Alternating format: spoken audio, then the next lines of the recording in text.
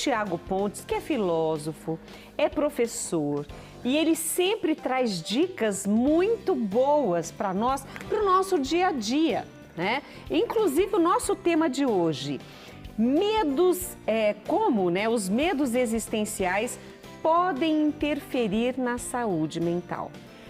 Eu acredito, Tiago, e você é sempre muito bem-vindo, mas eu acredito que esse período de pandemia que vivemos, e você esteve muitas vezes aqui conosco nesse período de pandemia, exacerbou medos, assim, de quem já tinha, sabia que tinha, e até quem não tinha passou a ter.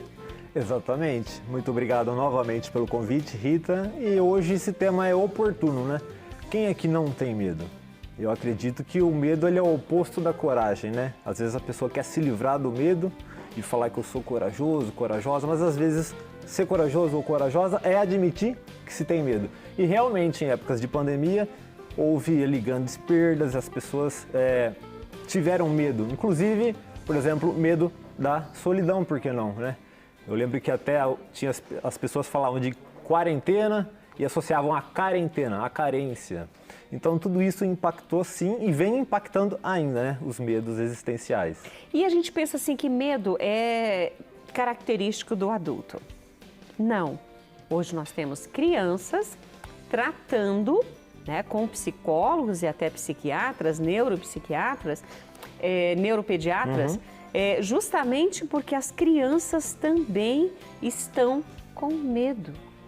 Ou seja, se uma criança, se um medo de um adulto já é complicado, né, que tem noção, tem visão, tem o raciocínio, imagine numa criança, ela vai levar isso para o resto da vida se não for curado, se não for tratado e conversado. Perfeito. Agora, como que a gente se livra dos nossos medos? E quais são os medos mais comuns? Pois é, Rita, eu enquanto professor consigo te falar que identifico muito nos meus alunos, jovens, adolescentes, medos.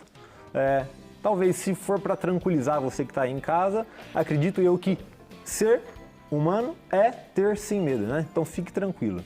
Agora, o ponto a linha é muito tênue entre você ser controlado pelos medos ou controlá-los. De fato, como você bem colocou, se não controlá-los, eles é quem vão dominar você, e isso desde a infância, adolescência, vida adulta, e você acaba perdendo muitas oportunidades. Imagina quem tem medo de falar em público, na hora de uma entrevista de emprego, não consegue se expressar, é uma pessoa super inteligente, mas vai lá e perde uma oportunidade, dentre tantos outros medos, né?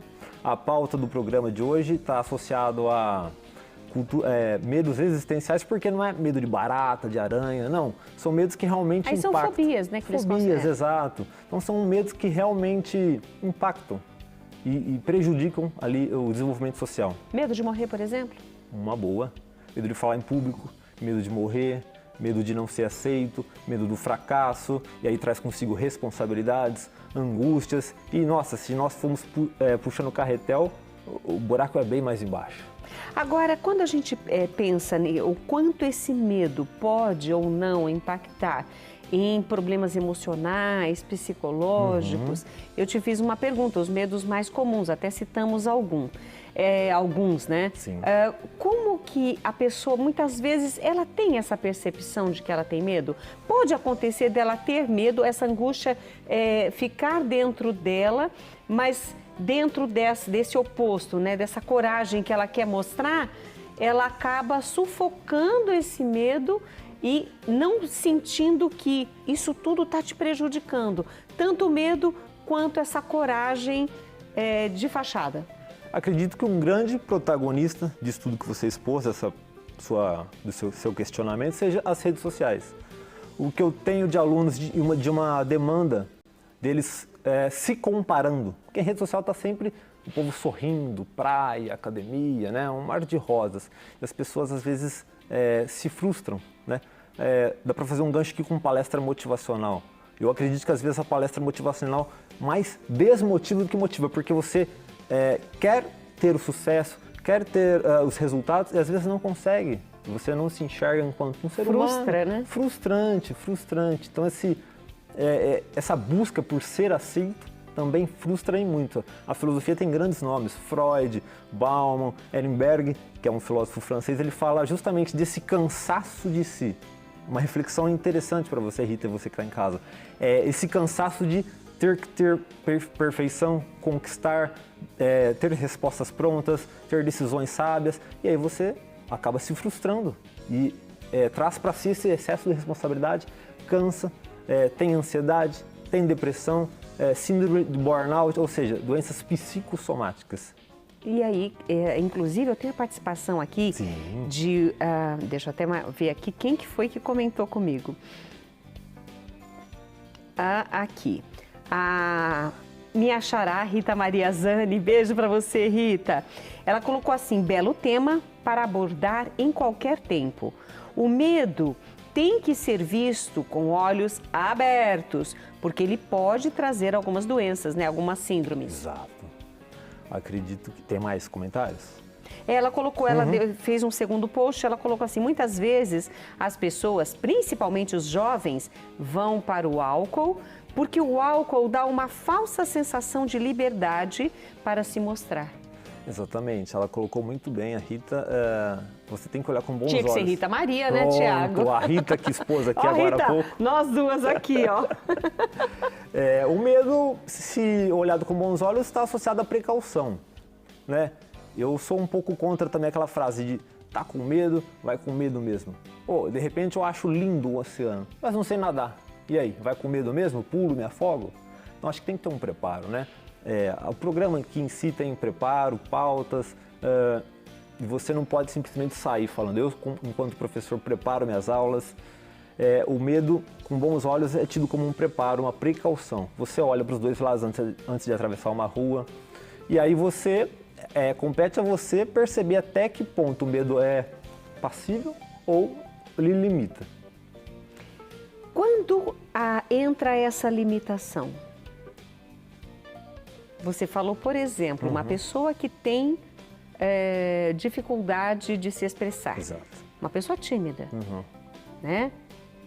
Essa pessoa vai ser muito limitada, ela vai perder muitas oportunidades, inclusive de trabalho, por conta de não conseguir ser... porque ela tem medo de falar. De se expressar. Eu já fui assim. Você falou em público, medo de falar em público, mas muitas vezes o público pode ser só uma pessoa, só o entrevistador, por exemplo. Precisa ser numa TV, numa palestra, sala de aula. Eu sofri com isso quando eu era mais novo, né? Enquanto professor, jamais imponho, eu exponho, né? Eu lembro que eu fui imposto a mim apresentar um trabalho com 14 anos na sala de aula, 40 alunos, e tremendo, e suando frio, e a professora falava, vai, apresenta, você não tem peito, você não tem culhão, então senta lá, é zero. Isso aquilo me marcou, Rita. Então o mundo dá voltas, né? Eu, hoje, como professor, estou à frente de uma sala de aula, me comunico, me expresso e falo para os meus alunos, né? Cabe a você, então, a conhecer a si mesmo, as suas limitações, se possível, entender de onde veio, para daí começar a tratar. Eu vou aproveitar que nós já estamos falando sobre isso. O mais interessante é você identificar os seus medos. Eu tenho certeza que o Tiago pensou nisso. Identificar os medos, e eu fiz essa pergunta, como tratá-los, como cuidar deles, como, sabe, a gente põe numa caixinha, fecha com chave, como que é isso?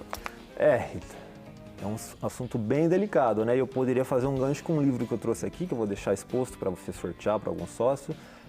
O medo, se possível, sim, tido com bons olhos, ele pode ser passageiro no sentido de que ele vai passar, seja ali com psiquiatras, acompanhamento médico, psicólogos, a própria religião ou terapias holísticas, ou às vezes ele não passa.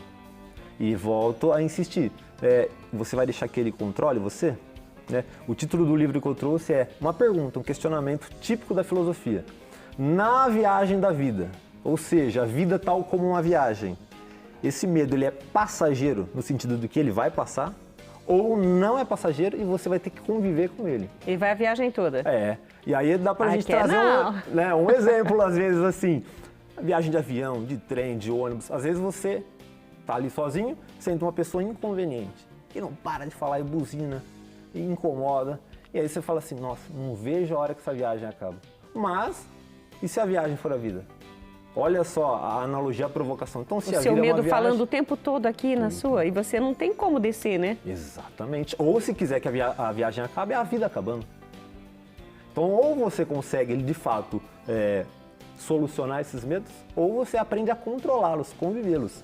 Faz com que ele trabalhe a seu favor.